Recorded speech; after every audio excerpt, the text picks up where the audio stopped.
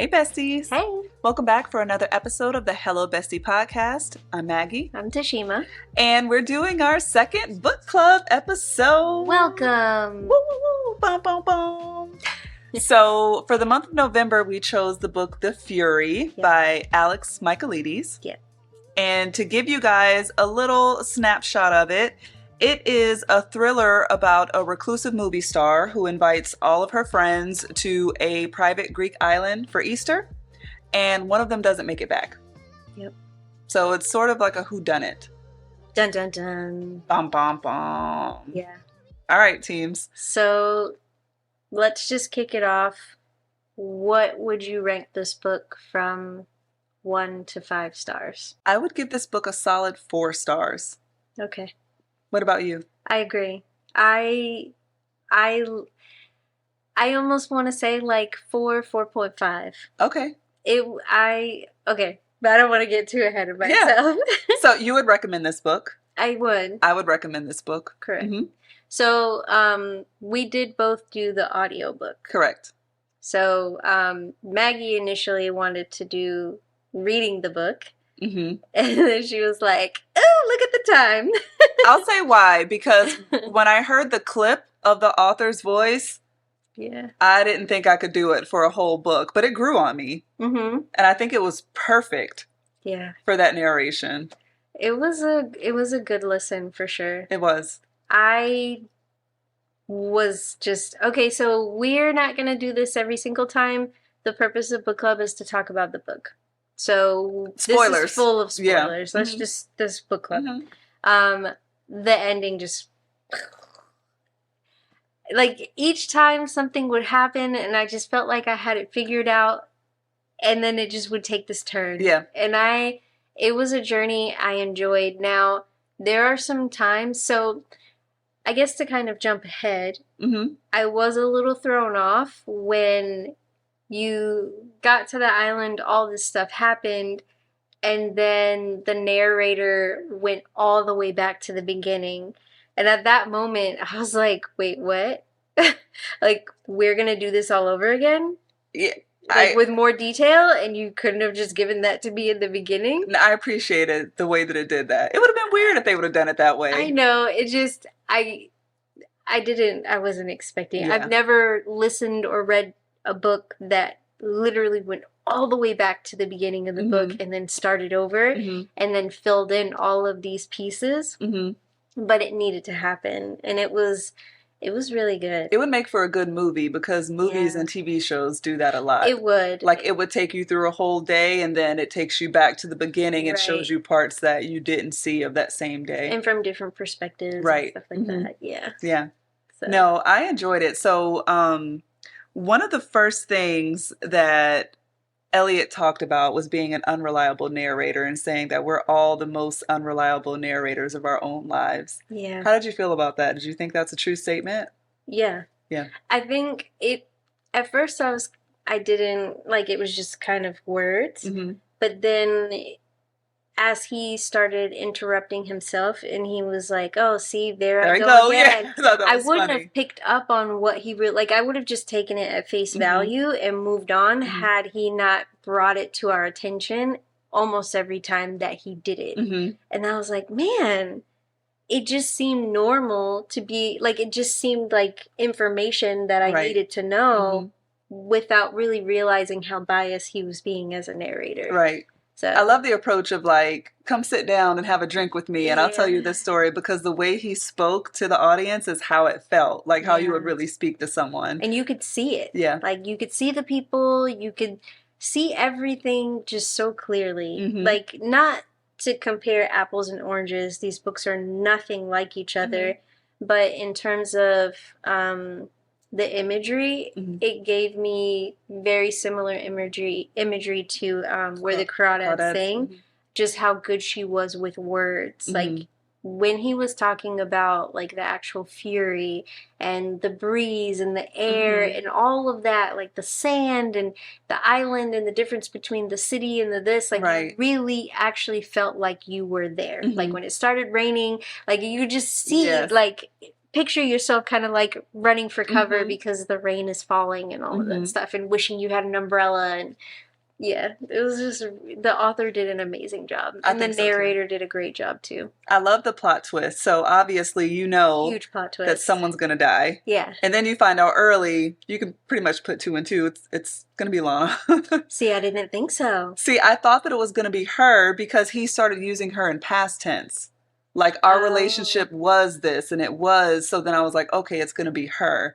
So then when it happened, it was like, oh, well, man, why are you telling me already that it's going to be her? And then it wasn't her. See, when he started talking about her in past tense, I didn't think that that meant that it was her. I thought that was more of like how you would talk about a friend that you had that you're no longer friends with. Got it. I didn't, especially with the red scarf, like the whole thing just takes you on this journey that there's no way, without listening to this and not having read it or listened to it, right, there's no way that you would be able to predict it. No, it was crazy how Lana faked her death, basically. And then I was like, okay, well, dang, maybe it's not her. And then it came to the real ending, and you know what I would have liked? Because it went from that, so you know that he basically ended up killing Lana, and then the epilogue is with him, the aftermath of him being in jail. I would have loved to have known, like, give me some of the reaction after you just shot her in the kitchen in front of everyone. I would have loved to have more of that instead of it cutting to him immediately being in jail. And kind of figuring out what happened to everyone after. Right. That I was missing. Yeah. You know, what happened to everyone. I also wanted more detail on what was his Barbara West murder, too.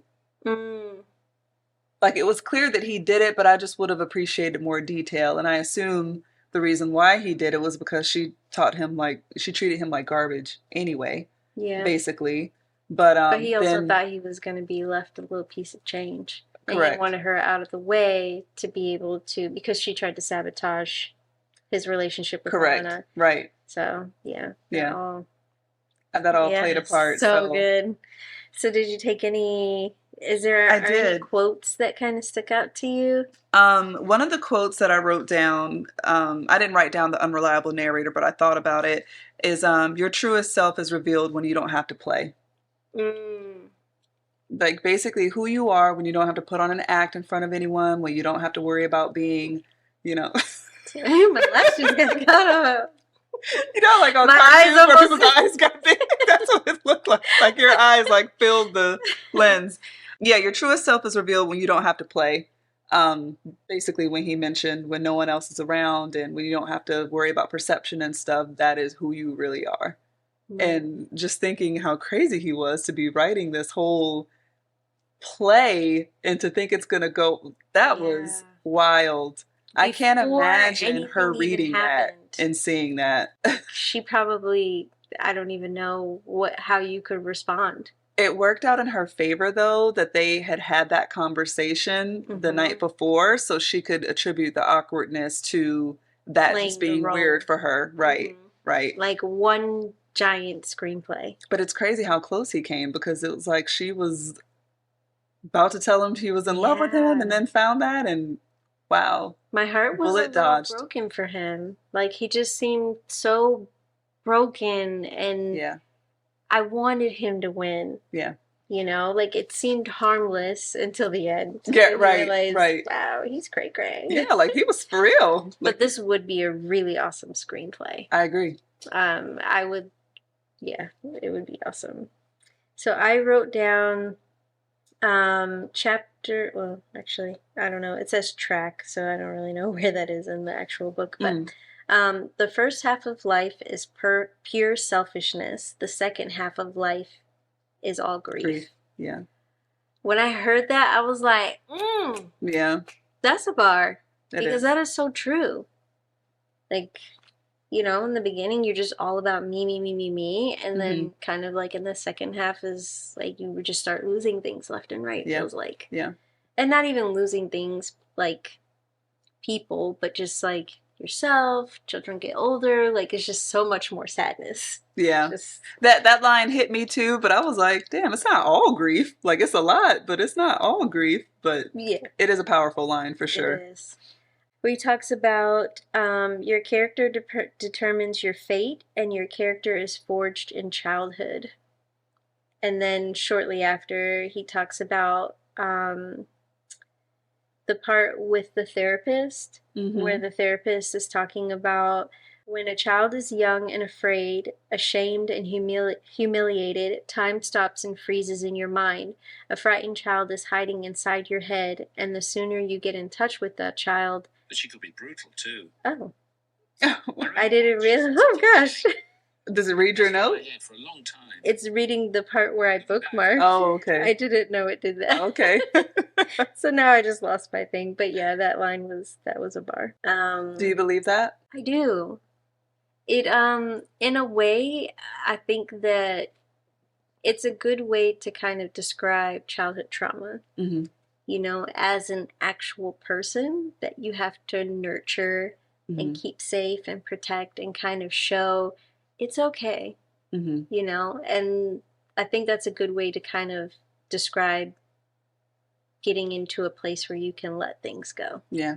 You know, not that it's ever going to go away. It's still there, but if you nurture, it makes it easier. Yeah, he spoke a lot about his inner child, and I think obviously everyone has an inner child. Maybe things that scared you when you were younger still scare you now, but you've learned different ways to cope with it. You've learned ways to deal with it, and like that is your responsibility as an adult, is to learn how to deal with it in the most healthy way possible. Correct. But because ignoring it and suppressing it is not healthy.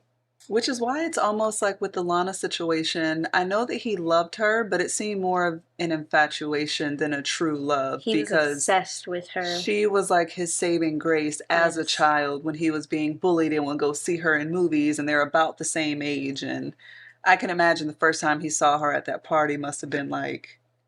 just awestruck. And she had no idea the impact that she had on him. So. Right.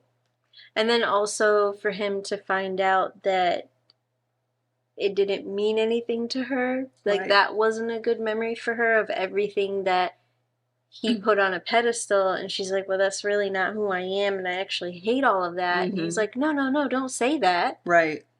Because without that, you know, the whole facade goes away. Exactly. You know, so they were each playing a role. But he definitely, like, yeah.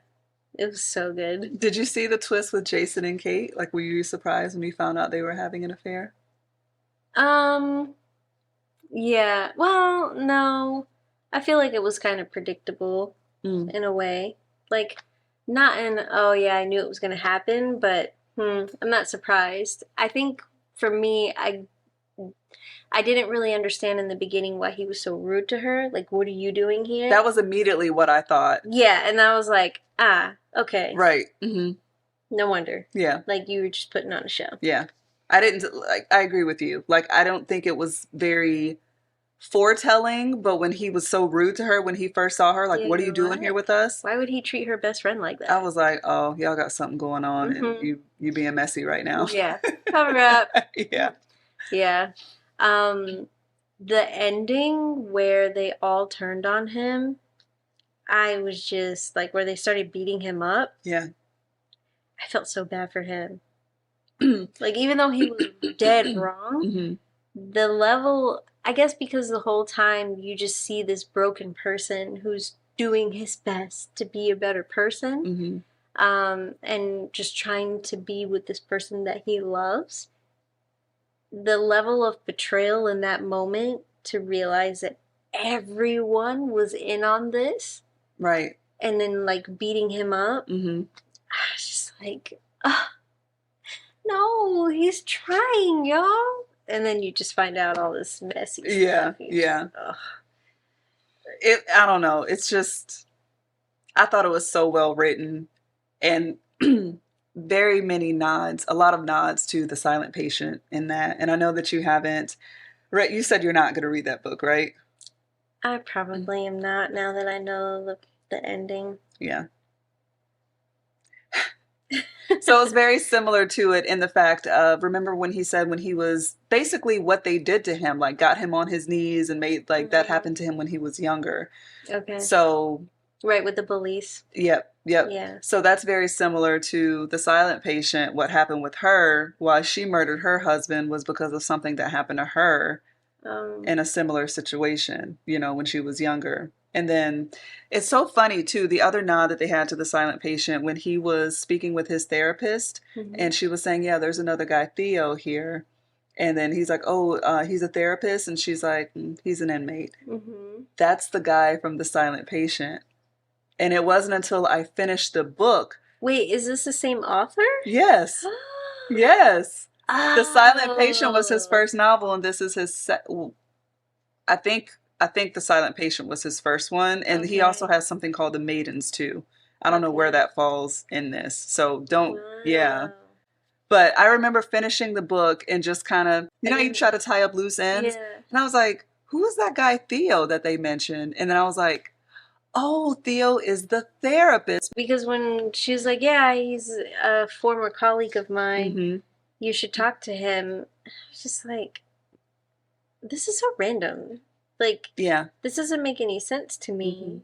Why would you spend time talking to this therapist about her colleague instead of recapping, like, where are they now? Right. That makes sense. Yeah. So I guess then you really should read the other one first, because for me, it meant nothing to me. That is the only thing. And then, like I said, the storyline kind of, in terms of the childhood thing, something happening in childhood and then it happening again as an adult, in terms of going back to the beginning and retelling the story and adding in things. So there are some parallels like that. But oh, and The Silent Patient, he kind of did that too? Yeah. Oh, okay, okay. So it's similar in that way, but it's not like a sequel into where you can't, obviously you enjoyed the book and never read The Silent Patient. So, no, but yeah, there were some parallels there. Interesting. So, the things I wrote down as far as likes were the nod to The Silent Patient. And I said the narrator grew on me. How the narrator spoke to the audience, all things I've already mentioned. I appreciated the narrator's backstory. I think they did a good job of establishing Elliot and who he was before he became Elliot Chase and why he became Elliot Chase. It's almost like instead of dealing with his demons, he just said, I'm just going to change myself into someone else. Right. And kind of latched on to Lana to help him create this thing of himself. But his true self was just still in there regardless of and I think how much he tried. Barbara knew who his true self was and she took advantage of that. Yes. Big time. She exploited it. Yep. And it's like, you can pretend to be whoever you want from these other people, but like, I know who you really are. And I love the overall plot. I've never read a murder mystery of the whole bunch of people trapped on an island and who did it. This is the first of reading something like that for me. So I thought that was cool. Yeah, it was good. It was a good read. I'm glad we picked that book. The only other thing I already said, I would have liked more details on Barbara West's murder and then more details on what everyone did after he shot Lana. Same. Because that's just like classic story. Like a person is really like, you know what? I'm going to do what I want to do. I'm going to live my life the way I want to. And they have this sense of peace and then they end up getting killed or dying somehow. Yeah. I would have loved to know, did Kate and Jason get together after that? Did Theo become an actor? You know, what happened to the housekeeper and the caretaker of the island? Nikos, yeah. Yeah, I kind of wanted to know, like, where are they now? I agree. But, I mean, if he has a habit of referencing, like, having these little Easter eggs, I'd wonder if in some of these other books there are character crossover. Yeah, there like, could be. very slight. You know, that if you read it, you just kind of be like, eh? Like me, or if you'd read more books, you know, you'd start to actually get a whole nother story. Yeah. That's cool. This was a good pick. Yeah, I'm glad it was we did. a good pick. Yeah. Aside from The Fury, I have a book recommendation that I want to make. Okay. To the besties and to you. In my handy dandy reading journal. It is called Allegedly by Tiffany D. Jackson. So the genre is YA mystery, and I listened to the audiobook. It was about 10 and a half hours. Okay. 390 pages, so a little bit longer than The Fury. Okay. And it was recommended by Book Talk. It's so good. Book Talk's been coming through with some good recommendations. So good. The book summary is Mary B. Addison killed a baby. Period. All right. Mic drop. It was an incredible listen. Really? Yeah. Is it written in present day? Yeah, pretty Okay. much. Okay. Yeah. It's so good. That sounds good. It's got a lot of twists and turns. You're constantly feeling some type of way, and yeah, I don't want to spoil any of it. Go read it or listen to it. It was awesome. I need to get more into my suspense bag because these suspense books I've been reading have been delivering. Yes. But I still venture towards my, like, you know, Maggie's always trying to fix it. Self-help happiness. On that score, I'm currently reading, it's not a new book, but it's called The Magic of Thinking Big. And it's been recommended by a lot of different celebrities and things like that, just how to change your mindset to a more positive thing. Basically, like, if you believe it, you can achieve it type of thing. One thing that I saw, and I'm still reading it, but another, like a cool thing that it says is like how your mind is like this amazing thought factory. And it gave you like a little test just to see. So if you say, it's a great day outside, your mind will automatically start to think of reasons why it's a great day.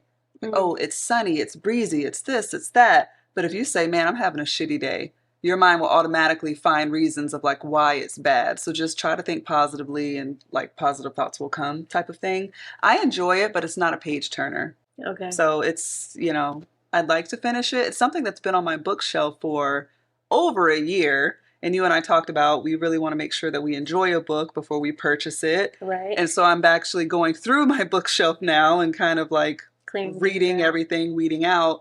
And yeah, I enjoy it, but it's not like a I can't wait to read it type of thing. So gotcha. Yeah, I don't know that that's a recommendation. I'm just saying that's what I'm reading right now. That's cool. Outside of our book club. Yeah. Awesome. So, besties, I hope that you enjoyed The Fury as much as we did. We had a great time listening to it. Again, listen to it or read it, whichever you prefer and whatever you have time for. This is a safe space, and we don't judge. Nope, not at all. Consuming content is consuming content. Let us know if you read The Silent Patient, too. Yeah, and if you picked up on that little Easter egg. Yeah, the reviews that I see, it's kind of like you love it or you hate it. They're so mixed. Yeah. One guy was like bashing Crawdad. Like every book that I thought was great. Wow. It's like, wow, I don't know if I can question. And people were commenting and just saying, I don't trust your judgment. He's like, everyone likes different things. What else can you say to that? Everyone does like different things. What did he name some of the things that he did like?